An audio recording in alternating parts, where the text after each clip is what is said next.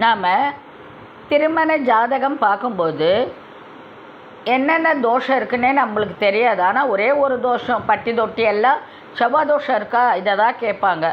அதில் எத்தனை வகையான தோஷம் இருக்குது தெரியுங்களா? அதில் முதன்மையாக இருக்கிறது செவ்வாய் தோஷம், அடுத்து ஷர்ப தோஷம், அடுத்து சனி தோஷம், அடுத்து கலத்திர தோஷம், அடுத்து புத்திர தோஷம், அடுத்து விஷக்கன்னிகா தோஷம், அடுத்து புணர்ப்பு தோஷம், அடுத்து கிரக இணைவு தோஷம், அடுத்து மாங்கல்ய தோஷம். இப்படி இத்தனை தோஷங்கள் திருமண பொருத்தத்தில் இருக்குது. இதெல்லாம் எப்படி ஏற்படுது? பாகவத்தில் எந்தெந்த இடத்துல எது எது அமர்றதுனால இந்த தோஷம்லாம் வரும். இந்த தோஷம்லாம் வரும்போது நம்ம அதற்குண்டான சில பரிகாரத்தை செஞ்சு திருமணம் பண்ணும்போது அதனோட தாக்கம் கொஞ்சம் கம்மியாக இருக்கும். இத்தனை தோஷமும் பார்க்கணுமா?